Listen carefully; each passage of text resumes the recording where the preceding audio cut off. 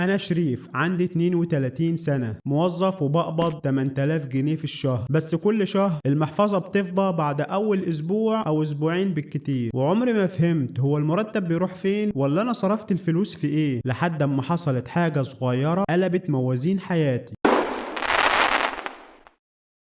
شريف واقف قدام ماكينة الاي تي ام بيعد الفلوس بعد ما سحب المرتب، وشه فيه لمعة رضا خفيفة كأنها إحساس مؤقت بالأمان. دخل البيت وفتح الموبايل وبدأ يسدد كام فاتورة كده وهو بيضحك لنفسه ويقول خلصنا الإيجار، الموبايل، فاتورة النت، يلا نعيش بقى. في اليوم التاني خرج مع أصحابه يحتفل بالقبض، قعدة كافيه شيك، طلبوا مشروبات، وطبعا عمنا شريف الرجولة والمجدعة كلها قام دافع الحساب على طول. بعدها بيومين اشترى هدية عيد ميلاد لصاحبه ب 600 جنيه، وفي ليلة كان قاعد قعدة صفا مع نفسه فشاف اعلان لساعة سمارت بس غالية حبتين. شريف قال في نفسه يلا ما جاتش من ساعة، هو احنا بنقبض كل يوم؟ وكمان عشان الميزانية ما تخربش انا هشتريها بالتقسيط. الاسبوع الاول عدى وشريف بدأ يحس ان فلوسه بتتبخر، بس كان بيصبر نفسه ويقول لسه معايا شوية وكده كده الدنيا هتمشي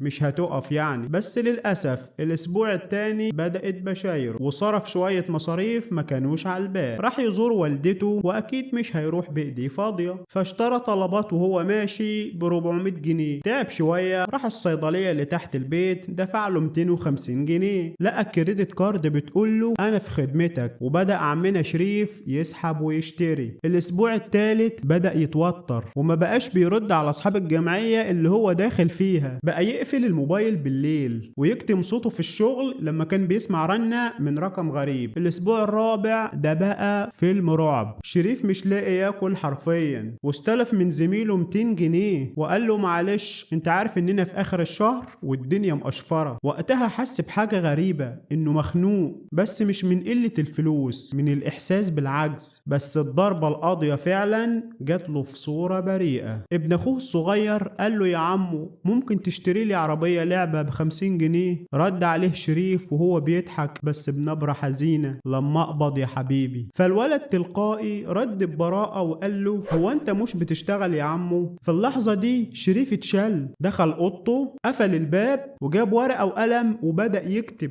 مرتبي كام، مصاريف الثابتة قد ايه، صرفت الشهر ده على ايه. شريف زي ما يكون بيتفاجئ لأول مرة لأن لقى نفسه بيصرف على حاجات ملهاش لازمة، اشتراك تطبيقات ما بيستخدمهاش، طلبات اكل من بره يجي اكتر من 6 مرات، بيشرب قهوة كل يوم بحوالي 50 جنيه، كافيهات وطلبات اونلاين، هدايا مش مناسبة لدخله. المفاجأة اكتشف انه بيدفع اكتر من 3000 جنيه على حاجات عشوائية. هنا شريف وقف قدام نفسه لأول مرة وقال انا مش محتاج ازود مرتبي، انا محتاج اعقل شوية. بدأ من الاسبوع اللي بعده ب3 خطوات بسيطة، كتب الأولويات الضرورية على ورقة ولزقها على باب الشقة، فتح حساب توفير وحول فيه 500 جنيه في أول يوم من القبض قبل ما يلمسه. بدأ يسجل كل المصروفات يوميا في ابلكيشن على موبايله. شريف اتعلم ازاي يسيطر على سلوكه ويعمل كنترول على كل قرش بيطلع منه. بعد 3 شهور شريف بقى مختلف،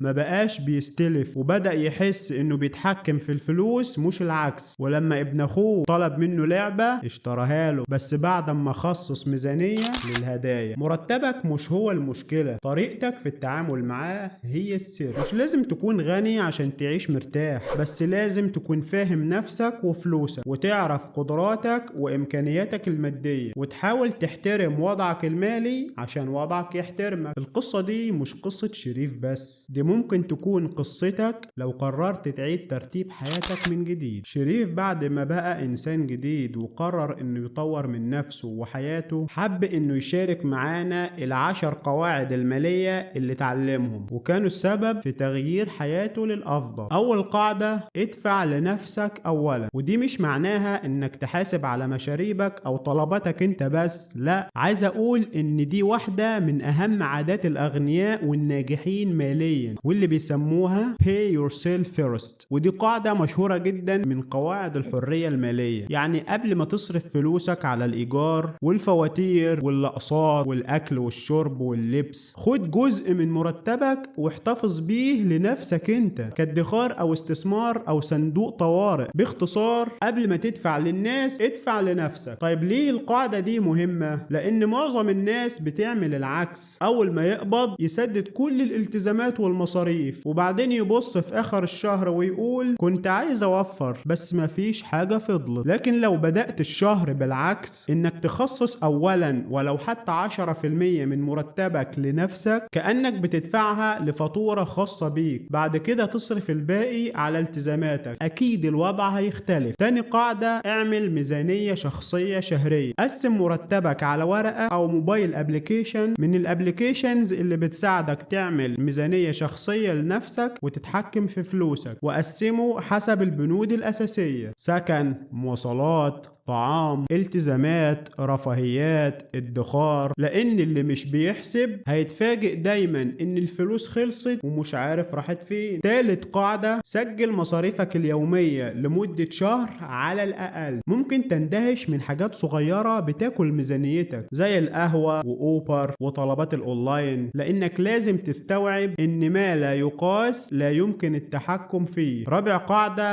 احذر الانفاق العاطفي او التلقائي. ما تشتريش عشان تفرح نفسك او تثبت انك كريم. قرارات الشراء لازم تكون هادية وعقلانية. خامس قاعدة، احذف المصاريف التلقائية اللي مش بتستفيد منها زي اشتراكات التطبيقات، خدمات التجديد التلقائي، الكماليات المتكررة. خليك واعي للنزيف المالي الصامت. سادس قاعدة، خطط للمصروفات الطارئة قبل ما تحصل. اعمل بند صغير شهري اسمه الظروف عشان مش كل مرة تستلف او تدخل في دوامة الكريدت كارد. سابع قاعدة، الهدايا مش دليل على الكرم لو هتخسرك استقرارك المالي. ما تهديش فوق قدراتك حتى لو بتحب الشخص اللي قدامك. مفيش حد بيحبك عشان صرفت عليه، لكن ممكن يكرهك لما تستلف علشانه. تامن قاعدة، العشوائية في الانفاق بتؤدي الى العشوائية في الحياة. فلوسك هي وسيلة تنظيم حياتك مش بس أداة تتعايش بيها. كل جنيه لازم يكون ليه عنوان. تاسع قاعدة، ابدأ ولو متأخر. أهم حاجة تبص لحالك بصدق. الاعتراف بالمشكلة هو أول خطوة للحل، والنهاردة دايما وقت مناسب للبداية. عاشر قاعدة، ثقافتك المالية أهم من مرتبك. ناس بمرتبات كبيرة بتستلف، وناس بمرتبات بسيطة بتوفر وتستثمر. العقلية المالية أهم من الدخل. ابدأ من دلوقتي، افتح ورقة أو ابليكيشن، وده الاختيار الأفضل على فكرة، لأن الابليكيشن هيكون دايما معاك على موبايلك، وفي تطبيقات مجانية كتيرة. وابدأ اكتب دخلك الشهري بكل وضوح. اكتب كل مصاريفك الثابتة: إيجار، فواتير، أقساط إلى آخره. خصص بند للادخار وابدأ حتى ولو ب 200 جنيه كبداية. راقب مصاريفك اليومية لمدة شهر. بعد شهر احذف البنود الغير ضرورية. كرر ده كل شهر وهتشوف الفرق. استنونا في الحلقات الجاية، قصص وحكايات كتيرة عن المال. وما تنساش،